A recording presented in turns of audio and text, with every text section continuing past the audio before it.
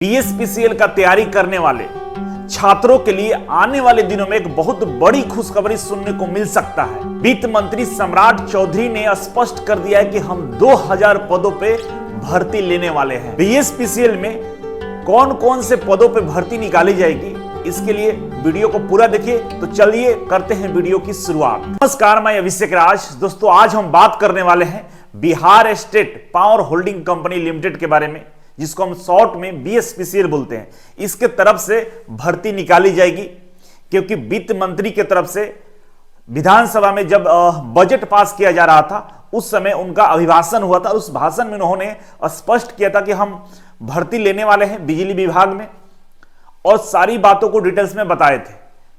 अब उनके भाषण का पीडीएफ अवेलेबल हो गया है वित्त विभाग के वेबसाइट पे। उसी के माध्यम से आपको हम बताने वाले हैं कि ये जो भर्ती है, जिसका इंतजार आप कर रहे थे, जिसका आप तैयारी कर रहे हैं, बीएसपीसीएल का टेक्नीशियन लेवल का, इसमें भर्ती कब आएगी, कितनी पदों पे आएगी और आने की क्या संभावना है। तो वीडियो में मेरे साथ बने रहिएगा। चैनल पर नए हैं तो सब्सक्राइब कर लीजिए, पुराने हैं तो लाइक और शेयर जरूर करिएगा। हर साल विधानसभा में बजट पास किया जाता है, और यह बजट वित्त मंत्री की तरफ से विधानसभा में रखा जाता है।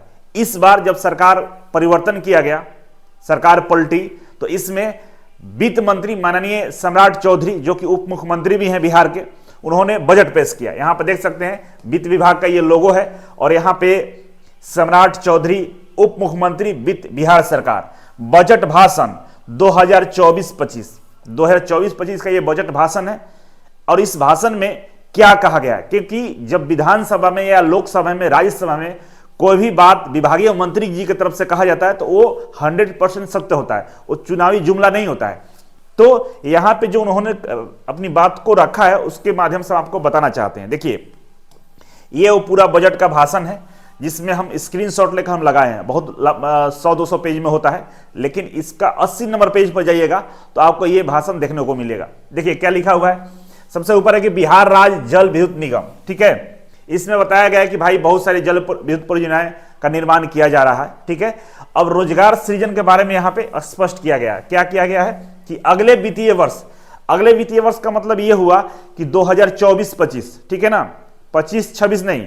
अगले वित्तीय वर्ष का मतलब ये जो बजट पेश किया जा रहा था अगले वित्तीय वर्ष के मतलब 2024-25 के लिए, ठीक है ना। इसको ध्यान रखिएगा, 2024-25 ये अगले वित्तीय वर्ष का मतलब यही होता है, ठीक है, जो चल रहा है।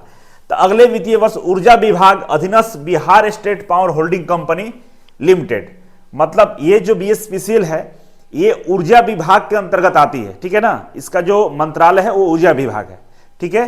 बोला कि ऊर्जा विभाग के अंतर्गत जो बीएसपीसीएल है, और इसकी अनुषंगी कंपनियों में बीएसपीसीएल का बहुत सारी कंपनियां हैं, 4-5 कंपनियां हैं, ठीक है ना। विभिन्न सेवा समूहों में कुल 2640 पदों पर नियुक्ति, कुल कितना, 2640 पदों पर नियुक्ति प्रस्तावित है, ठीक है ना। 2640 पदों पर नियुक्ति प्रस्तावित है, जिसमें से मुख्यतः तकनीशियन ग्रेड 3 के 2000 पदों पर नियुक्ति की जानी है, ठीक है ना। और इसी का इंतजार हम लोग कराता है कि टेक्नीशियन ग्रेड 3 के 2000 पदों पर यह भर्ती आने वाली है। इससे पहले 18 में भर्ती आई थी, अब दोबारा जो भर्ती आने वाली है, अब स्पष्ट हो गया है कि 2000 पदों पे भर्ती निकाली जाएगी। बहुत सारे बच्चों का कंफ्यूजन था कि 4000 आएगा कि 3000 आएगा, कितना आएगा, तो कंफर्म है 2000 पदों पे भर्ती निकाली जाएगी, ठीक है। और टेक्नीशियन ग्रेड का ही आया था, जो आईटीआई की भर्ती होती है टेक्नीशियन ग्रेड 3 का ही होता है, ठीक है ना, जिसमें स्विच बोर्ड ऑपरेटर होता है, ठीक ना, एसबीओ बोलते हैं, लाइनमैन होता है, असिस्टेंट लाइनमैन होता है, ठीक है, और जूनियर टेक्नीशियन होता है, जेटीओ, ठीक है। तो 3-4 तरह का ये ग्रेड में भर्ती निकाला जाता है, ठीक है। सब आईटीआई पे ही होता है, इसमें कोई एक्सपीरियंस नहीं मांगा जाता है। एससीबीटी वाले भी अप्लाई कर सकते हैं, एनसीबीटी वाले भी अप्लाई कर सकते हैं, और बिहार के बाहर के भी जो आईटीआई के छात्र हैं वो भी इसमें अप्लाई कर सकते हैं, ठीक है।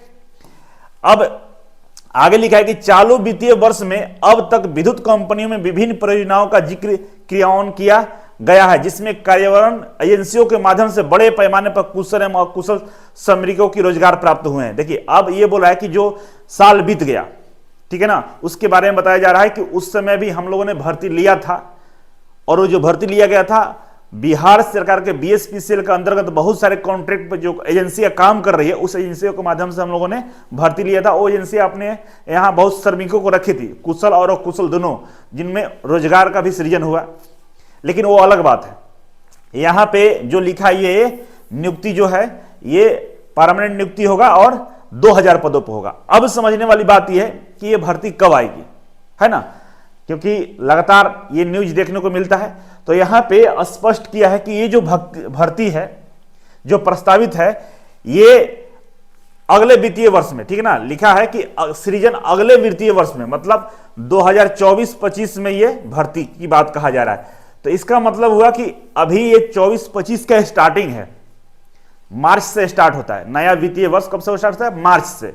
तो मार्च अभी आया भी नहीं है, आने वाला है। तो मार्च के बाद और दिसंबर से पहले कभी भी आपको यह भर्ती देखने को मिल सकता है। तो मैंने पहले भी वीडियो में बताया था कि देखिए विधानसभा चुनाव के आसपास ही भर्ती देगा। और जहां तक बीएसपीसीएल की बात है तो बीएसपीसीएल हमेशा से जब भी भर्ती दिया है अक्टूबर के आसपास दिया है। अगस्त से अक्टूबर के बीच में यह भर्ती निकलता है। तो ये जो भर्ती आएगी आपका अगस्त से अक्टूबर के बीच में आ सकती है। एक बात स्पष्ट हो गया कि भर्ती आ रहा है। अब इसके लिए करना क्या होगा? तो आपको तैयारी करना होगा, ठीक है, तैयारी में लगे रहिएगा। इसलिए मैं बोल रहा हूं क्योंकि बीएसपीसीएल में कभी भी आपको 1 महीने से ज्यादा टाइम नहीं मिलता है।